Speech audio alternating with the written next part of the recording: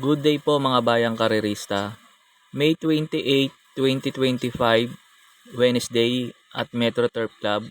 Start time at 5 p.m. May pa-shoutout nga po pala tayo galing kay Sir Raul Rivera. Shoutout po sa inyo Sir Raul Rivera at salamat po sa suporta niyo po sa akin. Shoutout din po pala kay Sir Meliton Bruno. Shoutout po sa inyo Sir Meliton Bruno at maraming salamat po sa mga suporta niyo po sa akin.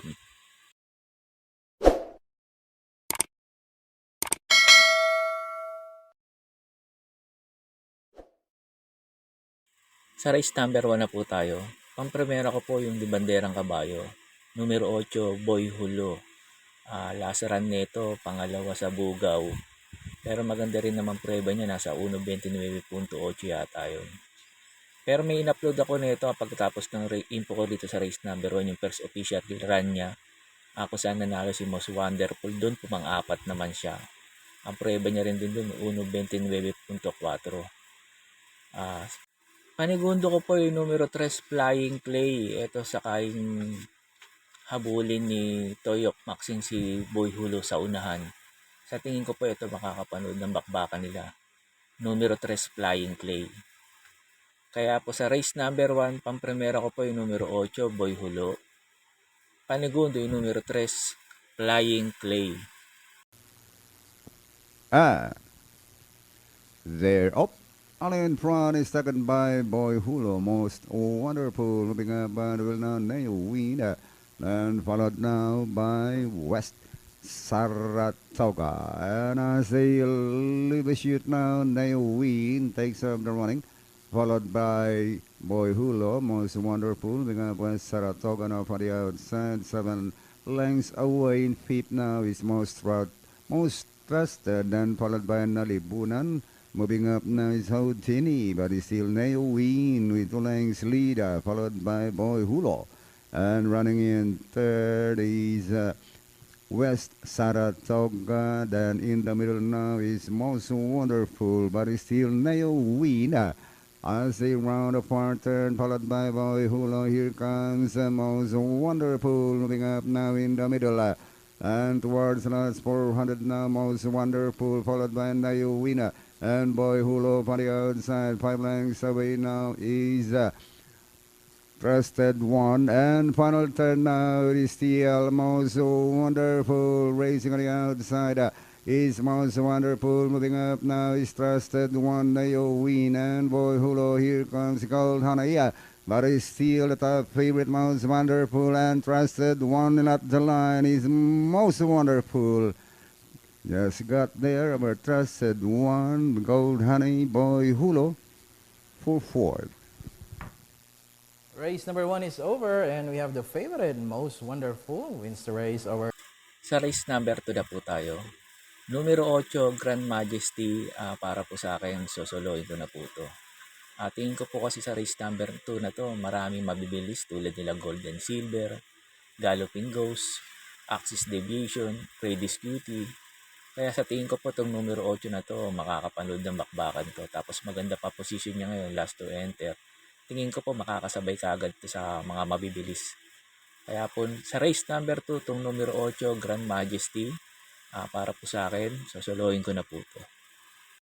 Sa race number 3 na po tayo, pampremera ko po yung Di Banderang Kabayo. Red, White, and Blue. Pag ito hindi nila nihabol sa unahan, sa tingin ko po malaki po chance makatapos ng karera to. Ang protection ko lang po yung numero 7, Don Lucas, sakaling wala pa itong si Red, White, and Blue. Tingin ko po ito, may chance ang makatali sa kanya. Yung numero 7 si Don Lucas.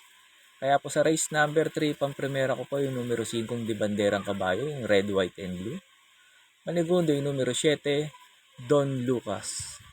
Sa race number 4 na po tayo. Tingin ko po sa race number 4 dito, may tatlong mabibilis eh. Sila Lady of Peace, Bright Mind, One for the Road. Kaya po napili ko yung mga diramating kabayo na pwedeng sumabay kaagad, nakakasabay. Katulad ng numero 7, bumabaga. Tingin ko po baka to makapanood ng bakbakan. Tingin ko po malaki po chance ang karimate rito. Panigundo ko yung numero 5 Pendant. Ito, bumaba yung peso niya. Sa tingin ko rin makakarimate rin dito. sa grupo na to.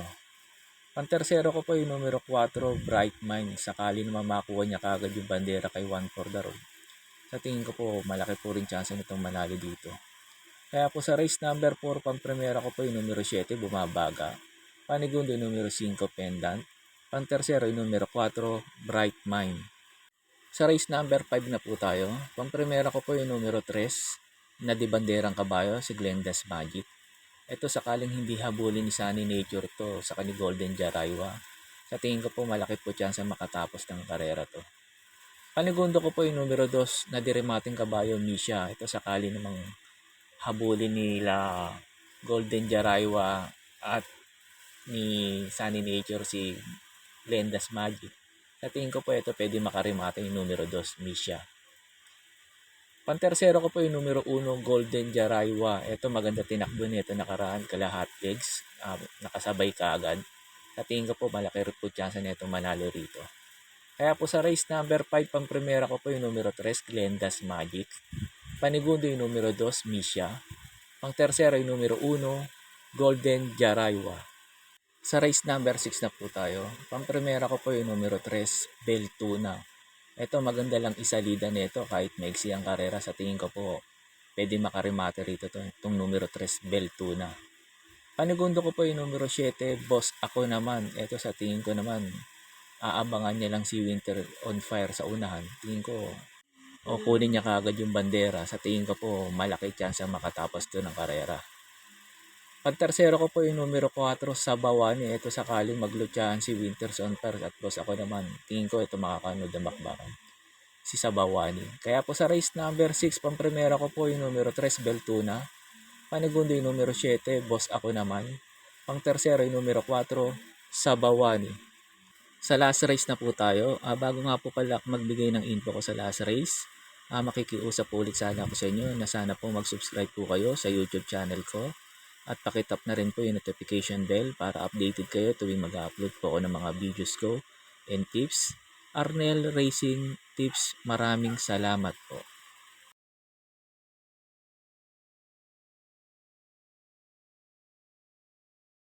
Sa last race na po tayo. Itong numero 2, Luke Skywalker, para po sa akin. Sosolohin ko na po to kahit last race na to. Kahit paratingan to. Tingin ko po kasi walang ganong mabilis na pwedeng humabol sa kanya. Yung numero 5 naman si Queen Guabi, lumigat ang peso 57. Tingin ko hindi makakahabol to sa kanya. Pero kung may puhunan kayo, pwedeng isama si Majestic Star yan.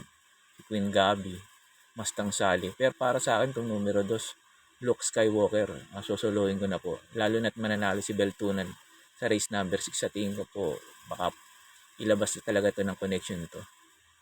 Kaya po sa last race, itong numero 2, Luke Skywalker, para po sa akin, susuluhin ko na po. Yun lang po, and good luck and happy racing po mga bayang karerista.